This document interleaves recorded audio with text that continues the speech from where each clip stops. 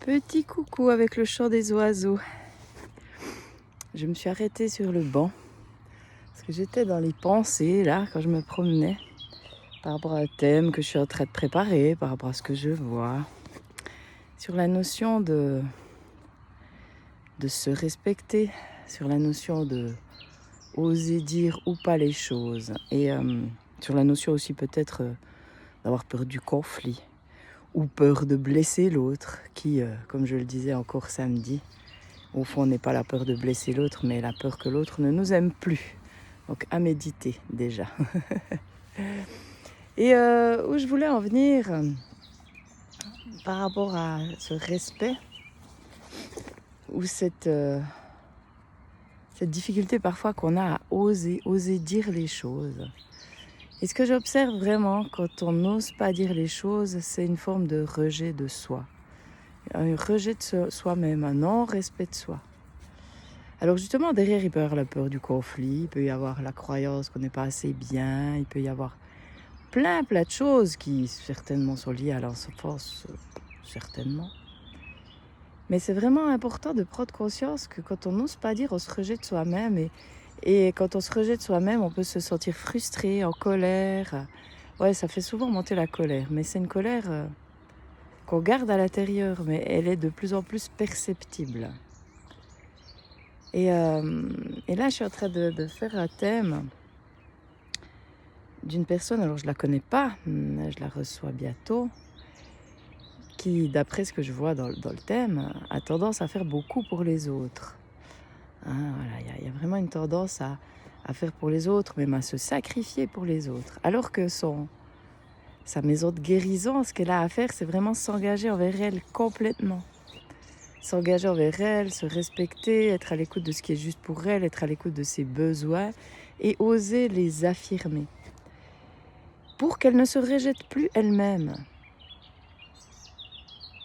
Parce que quand on se rejette soi-même, on a aussi l'impression qu'on est rejeté par les autres. Et forcément, si on se rejette soi-même, on est rejeté par les autres. C'est un fait, puisque c'est ce qu'on vibre. Et ça crée de la colère. Et ça peut aussi créer cette idée de...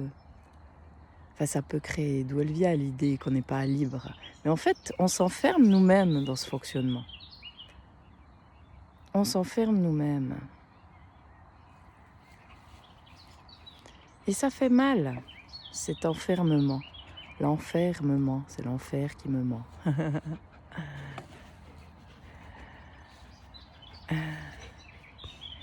Ça fait mal parce que quand on s'enferme soi-même, on n'est jamais libre.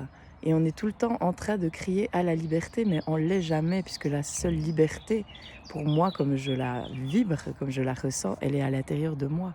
Je peux être en prison et je peux être libre.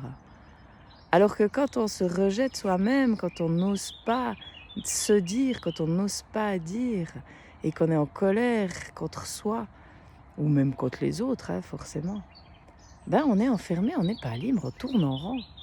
Et même si on a toute la liberté possible, on ne la voit pas.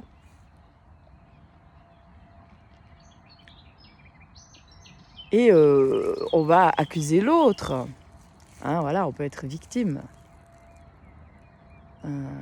Voilà, donc l'invitation, c'est à observer ce qu'on n'ose pas dire. À observer... observer la colère peut-être et la frustration. Pourquoi elle est là, cette frustration? Qu'est-ce que j'ai pas osé dire? Et parfois, on peut avoir peur du conflit, mais justement, si on a peur du conflit, c'est qu'on est en conflit soi-même avec nous, avec tout ce qui se trame à l'intérieur, tous ces oui qu'on a dit alors qu'on avait envie de dire non, peut-être. Ou l'inverse, parce que ça va aussi. Je dis non et j'avais envie de dire oui et j'ose pas dire oui. Alors oui, ces conflits, plus on les règle à l'intérieur de soi, plus on ose à l'extérieur. Et après, il y a l'estime de soi, se reconnaître, écouter comment on se parle, le langage qu'on a de nous à nous, où on se juge, ça c'est super important aussi. Pour ne plus se rejeter et être avec ce qui est, s'accueillir dans tout ce que nous sommes, arrêter de se juger ou de s'en vouloir pour certaines choses. De nouveau, on en revient à cette notion de « je fais à chaque instant du mieux que je peux ». Tu fais à chaque instant du mieux que tu peux. Oui. Donc voilà pour la petite réflexion du jour. Je t'invite à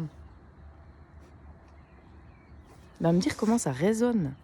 Donc là, j'ai fait un peu particulier, j'ai enregistré une vidéo, que je sais d'ailleurs pas où je vais la mettre. Non, mais je pense YouTube, Facebook, Instagram, je sais pas si je pourrais. Mais en tout cas, dis-moi comment ça résonne. Hein. Et oui, je vais pas terminer sans parler de l'effet miroir. Et ouais, parce que ça, c'est que de l'effet miroir. Si je me sens rejetée, c'est que je me rejette.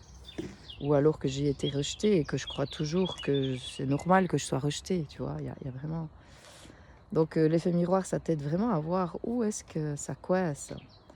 Et l'effet miroir, c'est des ateliers que je propose pour le moment 1 fois par mois en présentiel, mais il y en aura certainement par Zoom de nouveau. J'en ai fait pendant 2 ans par Zoom.